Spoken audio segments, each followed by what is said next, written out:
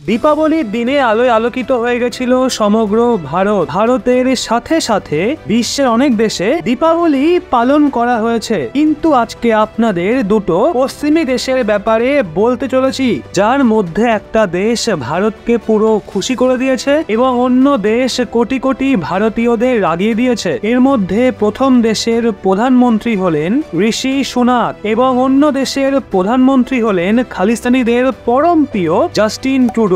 এখন দেখুন এই দুজন কি করেছে। ঋষি সুনাক দীপাবলির দিন সেটা করে দেখিয়েছেন যেটা ব্রিটেনকে বহু বছর আগে করা উচিত ছিল। ব্রিটেন ভারতকে সেফ স্টেটের লিস্টে ফেলার সিদ্ধান্ত নিয়েছে। সেফ স্টেট অর্থাৎ সুরক্ষিত দেশ।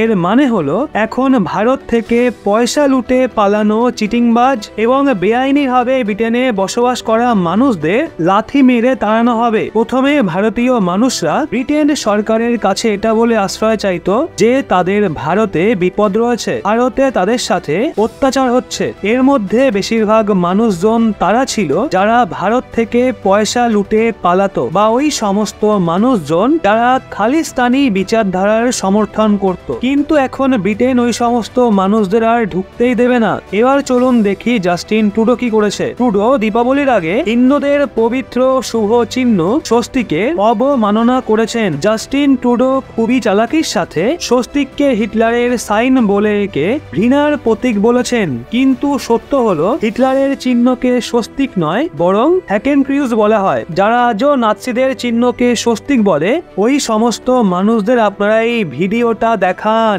ওনাদের বলুন হিটলারের চিহ্ন স্বস্তিক নয় বরং হ্যাকেনক্রিউজ ছিল। নাৎসিবাদীদের চিহ্ন যাকে হিটলার নিজের পতাকায় বসিয়েছিল এবং দ্বিতীয় বিশ্বযুদ্ধে পুরো বিশ্বে জঙ্গিবাদ এবং অত্যাচারের প্রতীক হয়ে উঠেছিল, ওই হ্যাকেনক্রিউজ স্বস্তিক চিহ্ন নয়। স্বস্তিক ভারতীয় দর্শনের সঙ্গে যুক্ত হাজার হাজার বছরের পুরনো একটা চিহ্ন, আর এটার ব্যবহার শুধুমাত্র হিন্দুরাই নয় বৌদ্ধ এবং জৈনরাও করে। হ্যাকেনক্রিউজ এই নাৎসি পার্টির নিশান স্বস্তিকের সঙ্গে অনেকটাই মেলে ঠিকই, কিন্তু যেখানে স্বস্তিক 90 ডিগ্রির অ্যাঙ্গেলে দাঁড়িয়ে থাকে সেখানে হ্যাকেনক্রিউজ 45 ডিগ্রি অ্যাঙ্গেলে বেঁকে থাকে। আর রিসার্চ বলছে হিটলার হ্যাকেনক্রিউজকে সম্ভবত ওই কনভেন্ট থেকে নিয়েছিল যেখানে তার ছোটবেলা কেটেছিল। ওই কনভেন্টে হ্যাকেনক্রিউজের মতো চিহ্ন লাইব্রেরি এবং অন্যান্য জায়গায় আঁকা ছিল। মানে হ্যাকেনক্রিউজ আসলে ইউরোপের একটা পুরনো চিহ্ন, যেখানে স্বস্তিক ভারতীয় দর্শনের হাজার হাজার বছর পুরনো চিহ্ন। মানে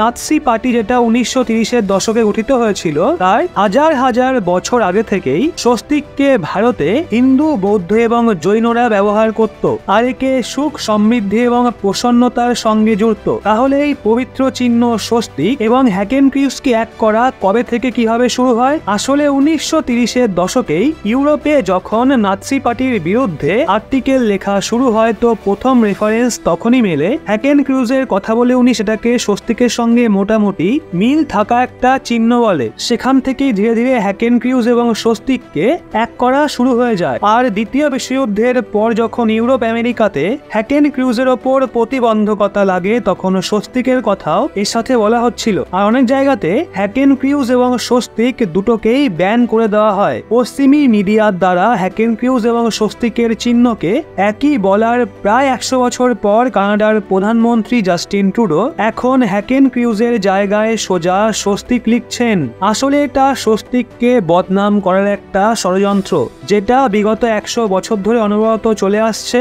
কিন্তু সবাই এটা কান খুলে শুনে নিন, হ্যাকেনক্রিউজ স্বস্তিক চিহ্ন নয়। হ্যাকেনক্রিউজ প্রায় 100 বছর আগে বিশ্বে অস্তিত্ব পেয়েছে, যেখানে স্বস্তিককে হাজার হাজার বছর আগে থেকেই ভারতে ব্যবহার করা হয়। তো বন্ধুরা, কানাডার প্রধানমন্ত্রী এমন স্টেটমেন্ট শুনে আপনাদের ঠিক কি রিয়াকশন হচ্ছে কমেন্টে জানান।